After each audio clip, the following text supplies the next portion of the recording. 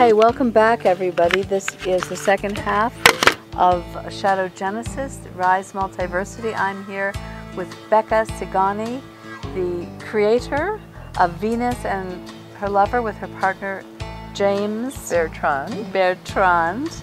And we are talking about Inanna. Otherwise known as Inanna. Inanna. Inanna. Yes. Yes. She was a Sumerian goddess. My understanding of her is that she was one of the Anunnaki overlords, or overladies, I guess, who, when the Anunnaki were on Earth, that like second generation who was here, there was a lot of infighting. So the way they settled it was they put each one of the kids, so to speak, had a own territory. One in Egypt, one in Africa, one in Saudi Arabia, and Inanna got India. The Indus River Valley, probably we're talking about the ruins of Mohenjo-Daro, or I'm not sure, I'm not exactly sure of the time frame, but what my memory tells me is that she was there establishing, as were the Anunnaki throughout Earth, their little kingdoms, and they brought civilization. It's so interesting how, I mean, it's natural, how many human qualities they had, but of course, if they were in fact our creators, then we would be like them, which meant competition, jealousy, high ideals, lofty-minded laws. So in establishing the arts of civilization, she established, architecture and writing and a new language and farming and so forth, and the arts of love. This is, now I'm just speaking from what I'm referring a lot to Sitchin's work and what came out of the Sumerian tablets, but my feeling and what I saw in my visions was these wonderful temples of lapis lazuli and gold where you would go to learn the arts of love. And Inanna was, of course, the highest priestess. She was the one who was teaching, and then she trained all of her priestesses. I seem to have a lot of memories as a high priestess in her temples, which they were the tantric arts. Now the tantric arts are all of this like appreciating taste, the feel, how do you touch, what parts of the body, how do you, the taste of wine, the sound of music, the smell of essential oils, and so forth. All of this taught because as spirits incarnate in the body, it can be pretty shocking to be so dense and contained. So if we're here to play, then what's that feel like? It's great pleasure. Now I'm getting a little confused because Inanna was part of the hierarchical enslaver race. So let me continue. Yes. I want to say, hey, she started out all right, okay? Okay. And then she had a love affair with a man named Dumuzi, who was killed, probably in some political intrigue. And she became bitter and angry, and she went for vengeance. And her main nemesis was Marduk, who's a big player in this Anunnaki story.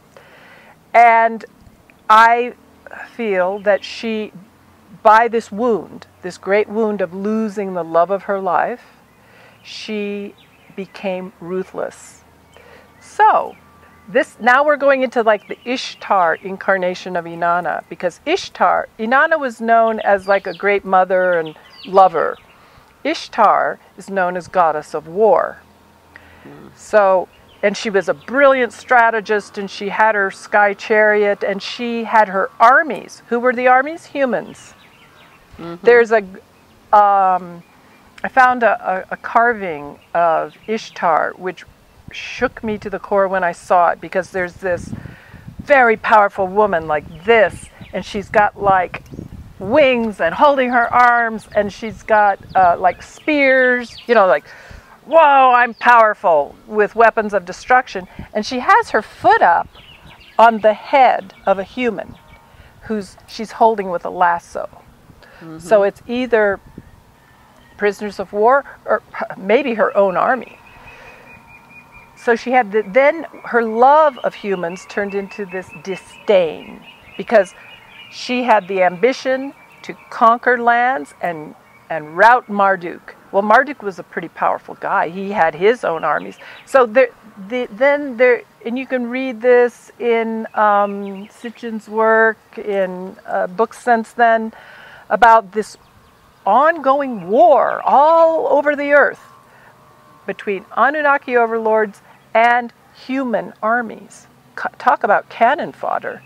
And it could be argued that among the Illuminati, we're still just cannon fodder, just pieces to move around the chessboard. Absolutely. And so and then she could use her powers of seduction. And there's tales of her going into, you know, like peace conferences, and, you know, because they would meet and try to settle down some of the wars, and seducing Enki. And so it was taking all that power of the feminine and then using it to serve political ends or personal gain that then set the template for how the feminine could be used. And it came, I believe it came out of a broken heart that got hardened. And I think that's very instructive. How many of us have been in a love affair that then we lose that love of our life, and then we're like, I'm not going to, you know, I'm going to shut down. I'm not going to be open and let my love flow anymore. I'm gonna stick it to them. And a lot of the women's movement, when feminism was first coming out, had that kind of anger and a need for vengeance. I can certainly understand it. And I think that's in the tradition of Inanna. Ishtar, Inanna/Ishtar. So in your book, in your work, Venus and Her Lover, do you take us through the polarities, the dualities of the transformative myth through your own direct experience? So that, because a lot of this just is going to go over the heads of a lot of people. And I honor you for putting yourself up as example in the most intimate. I mean, obviously you're compensating for the alliance with Inanna, balancing the scales in your completion here in this dimension by exposing everything to the bone in your own reality.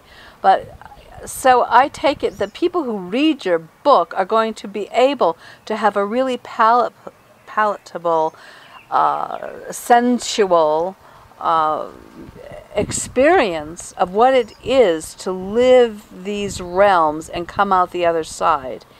Was that the intention of your book, is to give people their own experience of these kinds of realities? It wasn't the intention. I was just telling my story. But the feedback I get from people who've read it, they go through it because I think I'm telling an archetypal story. Okay, yes, it's my story, and it's very juicy and sexy and luscious, and, you know, because it happens all over the world, it's a bit like... what countries are in your book? Okay, so we start in the Caribbean, so there's all that, you know, turquoise waters and palm trees and beach scenes, and then we go to Italy, which is diving into Venus and the Roman Empire and the Renaissance and, you know, art and good wine, and living in Tuscany was awesome.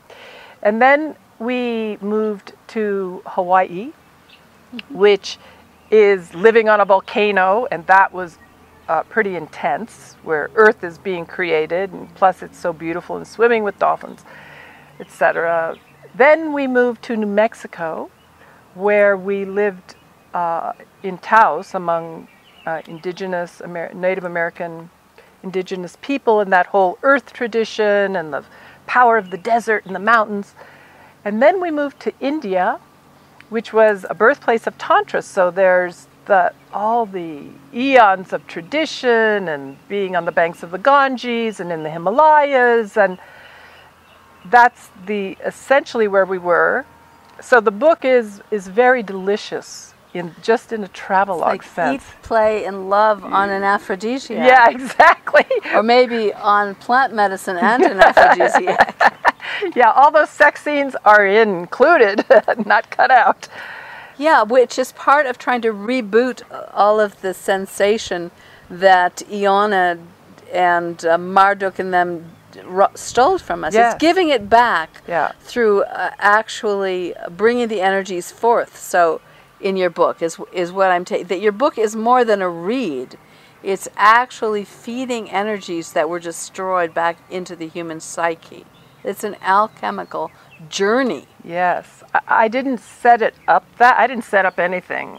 We were just following the lead of what was leading us. But from what I hear, people also go on a journey. And it's because what we discovered in our tantric art devotion was a universal story. It was the story of the loss of our innocence, the grief we have about that, the wounds we have about all around that, then going through the healing of those wounds. And the Inanna Ishtar chapters don't come till the end, so it doesn't get really terrible till the end. But by then, it's such and I really want to make this point for anyone that wants to work with you. Okay, shadow work, it's like, no thank you, I'm just fine. Because who wants to go there? But by going there, what we find out is that what is so big and scary and that we dare not go there is so liberating that if you do that work, what you end up with is delight. It then frees us to really have pleasure, not just the pleasure from a night of hot sex or a wonderful meal or watching a good movie. No, the kind of pleasure where you feel like you're completely aligned, body, soul, mind, spirit, and that kind of pleasure that vibrates like, I'm really glad I'm here. Well, isn't this the great secret of completion or ascension? Is that the shadow work is the kingpin there, the linchpin in the alchemy to actually stabilize a 5D reality in the body.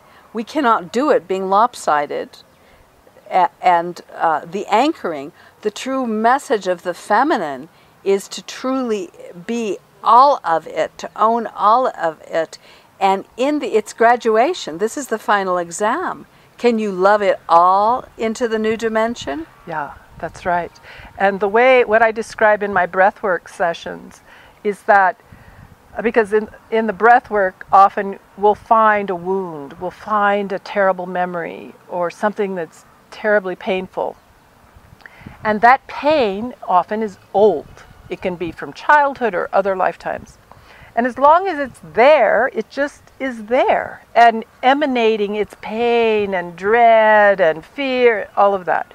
But once we get to it and we open it, then it has a chance to evolve. And that pain, fear, panic, dread, sorrow evolves. And then what it usually gets to is this, it's like a flower, it then just opens and says, this is the gift. This is the lesson that I hold for you. You didn't want to take it because it was so scary or painful in the moment, but take it. And when we do, then we realize it's a part of me. I've been lugging around all these parts of me that were scary and heavy and dark, not living, so it's like dead weight. But then when we let them live, they reveal themselves to be, oh wait, it's just me. And now that I'm whole, or more whole, I can be more of who I am, then I can be more present, and this whole Illuminati dominator culture that wants to manipulate me, excuse me, I'm just fine.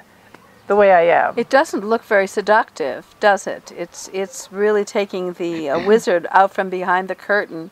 This is just a bunch of crappy, synthetic, it's mimicking life, this transhuman agenda. It's trying to pretend for all of us scared souls that don't want to face our shadows that we can have it all as long as it stays distant from life, just a little far away, just a little artificial. It's gone on for so long, and it's wearing so thin. And this is where we need women like yourself and other women who have gone through the Shadowland, who have healed themselves sufficiently that they can make it, and they've integrated the Venus, they've integrated, they're dedicated to this beautiful, seductive opening. And there's massive amounts of wisdom here. There's, we're going to be doing much more in the year to come.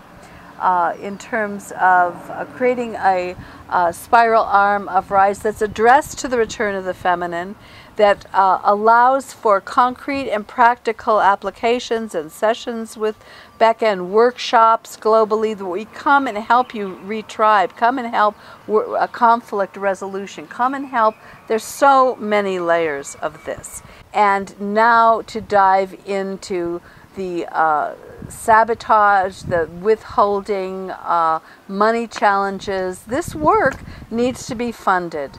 How can we support you? Because right now, this work is not going anywhere until there's significant cash and support to bring it to humanity.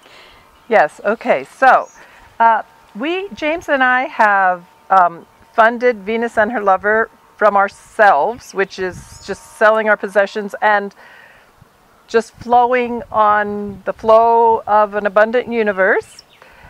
Nonetheless, and it works. I got to say it works. We have enough to eat. We are not hungry. At this moment, we require a financial push to publish this book and to promote it. We are on Indiegogo.com, which is a crowdfunding site. You just type in, search Venus and Her Lover. We will come up. This funding is going until December 13th, though of course we'd welcome contributions at any time. And so I ask, if you would like to hear this story of how to, what we did to actualize this kind of power and pleasure. That's the thing. It's so much fun. It's so wonderful living in a human body, even in these horrendous times. If you'd like to hear that story, chip in a few bucks or chip in many bucks, and we will be happy to present this. And you have all kinds of special offers. That is one of the most developed Indigo websites I have ever seen. It's full of beautiful video and content, and you're so creative doing it. You have so many wonderful, juicy things that people will get as they donate different levels. Yeah. Do you want to talk about that? Well, Venus insists on this, you know. If we're going to do it, there's got to be pleasure involved. So, yes, the perks, the awards include art, the book, Skype sessions with me or us. The grand prize will even travel to you. We have a Tantric Oracle deck, which we've already produced. That's a prize. Can you talk about that a little bit, that project? That is so amazing. People are so inspired by that deck. Well, while we were living in Italy, we became very close friends with an Italian mystic who had been reading tarot for 35 years. And he one day, we'd known him for 3 years, and he just gets the inspiration. He says, you know, these paintings, I could read them like a tarot deck. Really? So to make a long story short, he selected the images. He got the inspiration. He didn't want to know anything about the characters or the gods and goddesses, nothing. He just got the inspiration. He wrote the initial interpretation based on the paintings, turning them into a card. And then he and I would go to Florence and we would just like duke it out, you know, like he was this Italian, and I'm this like American feminist, you know, but Rocco, we have to. So then we wrote the interpretations, and then we produced in Italy before we left these beautiful tantric oracle cards with a book. And it's also, so you can use it as an oracle, which he's been reading these cards in Florence for years now, and he says it's amazing how it works. He says, funziona, funziona, it functions, it works. Because I think the real energy that went into the paintings, which were real people with just this devotion to the ideal of love healing all, went into the paintings, that went into the cards, went into the interpretation. And so it works as an oracle and also as an erotic card game. If you and your lover want, we have games you can play. And also many therapists have bought this book and deck because they can use the imagery for people to talk about a taboo subject, which is our own sexuality. So yes, that's a prize. That's one of the spin-offs from our project. And the main thing you'd get by supporting us is tuning into this energy that, despite how really pessimistic it can look on planet Earth now, we have the power to make a golden age. We do. And now's the time. It's not later. It's really right now. Yeah, getting Venus and her lover launched is like putting a torpedo right broadside into the cabal's, you know, big old cargo ships, in my opinion, because it's all about energy. It's all about building a quantum mass of energy. People who are working deep in the archetypes of the collective unconscious are liberating energy for you every day. And bringing it into manifestation is going to create those, because they're actual templates for the rebirth of humanity. So supporting it is an act of revolution in the best possible way, in my opinion. And I've got to say that Venus and her lover, we have noticed that whoever got involved with it, changes started happening in their lives. And I can only attribute it to archetypal energy that is like behind the scenes, that if we're open to it and we open our hearts to it, that it can transform us. I've seen this with my friend Aisha over many years. She worked intensively all around the world with scientists and politicians and filmmakers and people's lives. She was a manifester. People who tapped into this field, life, and now it's even more intense. Life wants to support creating this transition. For the people that are doing the shadow work, who are anchoring the deep understandings, are birthing, are being the psychonauts, accessing the ancestors, accessing the archetypes, liberating the authentic energy, life will just show up, will fund you. I've had people showing up. You know, I open my email and I'm receiving money from people I didn't even know, just you know, just like, I love what you're doing, you know, you're my hope. And I'm going, huh? You know, scratching my head, drinking my coffee in the morning, like, who's this from? Because why? We're building a field, not an artificial construct that is vampirizing us, ripping us off and feeding off of our oppression and misery. But we're building a field of love and cooperation. Yes. Yeah. So it isn't just about sending Becca and James money. It's really not. But it is about breaking through resistance, isn't it? Because, I mean, actually, this year, and I know you're not about complaining and telling story, but it's been one thing after another with you guys. It's been friggin' unbelievable. And you persisted and you keep showing up with the best possible attitude. But come on, y'all. Let's kick this out of the park. We can do this. It's such an easy thing to do. They've done all the hard work. Yeah, just come enjoy. The book will be out and you'll get to take the journey. So how do they actually show up? Our website is venusandherlover.com. From there, you can go to our Facebook page. From there, you can go to our crowdfunding site. From there, you can go to our YouTube channel. So we have videos. We have, it's a very Venus site, so there's lots of visuals. If we could have, you know, perfume and stuff like that, we would. But yeah, just VenusAndHerLover.com, and you can go everywhere from there. Or Indiegogo.com. Just search Venus and Her Lover. Great. Okay.